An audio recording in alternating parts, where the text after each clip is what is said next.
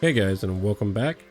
In today's video, I thought I'd go over and help you guys with the chess raid minigame that occurs every now and then, especially for those that are in a clan and you're looking to have a higher output to help your mates out. And without further ado, let's jump right in. So firstly, I thought we would cover what enchants should you use when doing your raid. And I just want to bring up first, I don't use the chest breaker enchant because I want to make this a video for everybody to participate in. And the chest breaker enchant is a little bit expensive at the moment, but the current enchant build that I use is as followed. I use 2 critical 8 enchants, 2 tap power 8 enchants, 2 strong pet 8 enchants, an exotic pet so it can boost up our best pet, fireworks, and super lightning just for area of effect damage.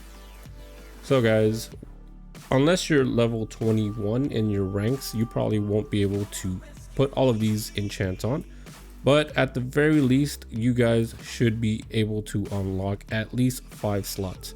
And with those 5 slots, I would put at least 1 of each 3 of these, as well as prioritize the exotic and either one of these for area damage.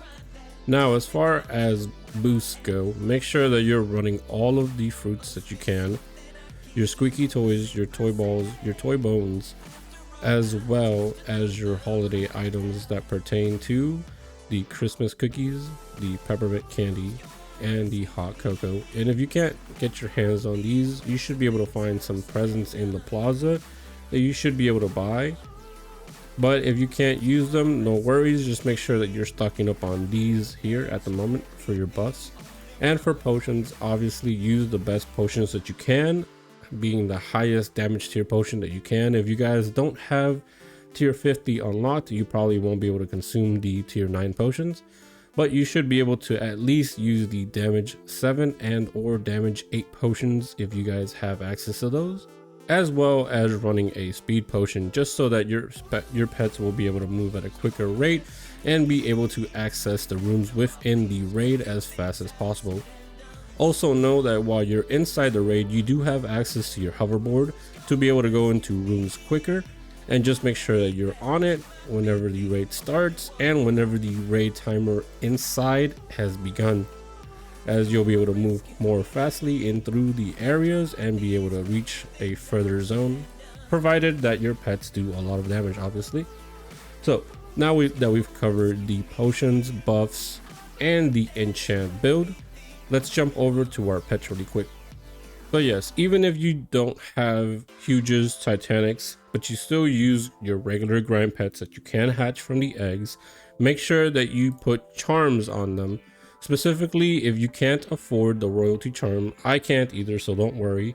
Make sure that you are at least stacking up strength and critical charms, as both of the charms will be very crucial for the raid and should help you increase damage and output within the raid and the chest the further that you go.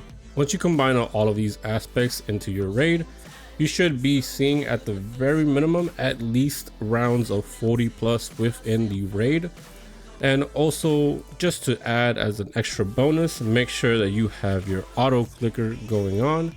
Once you have your auto clicker, just make sure that you can set it on the lowest preset, that being 1 millisecond. And with that, you won't even have to worry. As long as you're on PC, if you're on mobile, you should have access to an auto clicker as well. But if you prefer to not use the auto clicker at all, that's perfectly fine. The auto clicker will just make it so that the chests are being hit more frequently, more often. Now guys, I'll return back once this countdown has hit 0 and we've completed our raid using the setup I provided, just to check out how well we performed. Hey guys, so I did want to add some last minute things before these raid starts. 2 other things that can change the damage output of your pets is if you put certain flags in this final zone right here. Currently I have magnet flags going on because we're grinding. But if you put, let's say, either rainbow and or shiny flags, it will affect your pets here going into the raid. They will keep that buff.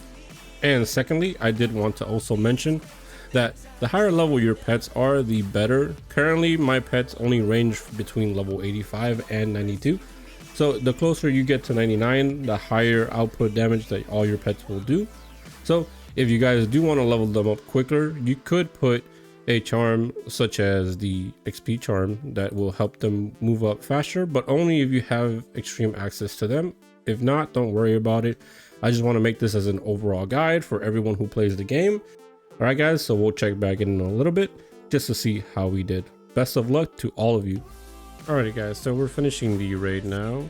I just turned off the auto clicker since this might be the last room that we finish.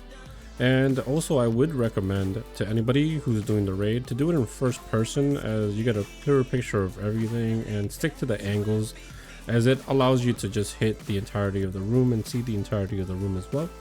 But as we can see here, we managed to reach area number 66 or room 66, however you call it. And that should help my clan quite a bit. But I did want to just mention at least 2 more things before we get this video over.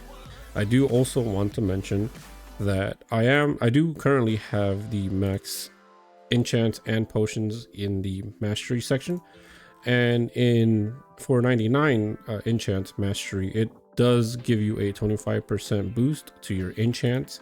So if you guys can work towards that, please do so. Unfortunately, it is very expensive, I'm not going to lie.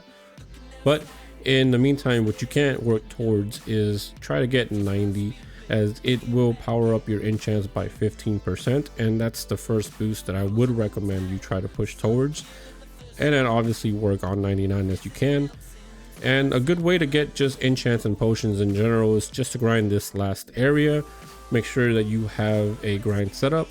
Mine is this is what mine consists of, as we farming for gems, treasure hunter, strong pets, crit, fortune for extra gems, super lightning to clear stuff out of the way, magnet to ease up the lag that the game will build up. And I do want to note something about the boss chest mimic. Currently my alt is using the OG chest mimic enchant to work on their ranks. But I do want to mention, as far as the boss chest mimic goes, it does give you a plentiful amount of drops. But not only that, it also works towards your chest achievement.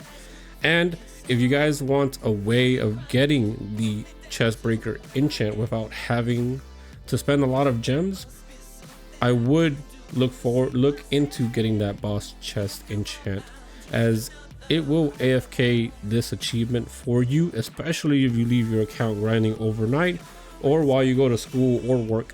If you're a kid or an adult, I would highly recommend this for you, because as you progress, you will get this chest breaker enchant in about maybe 5 to 10 days, depending on how long you grind the game. And it's going to be worth it, especially for that chest raid.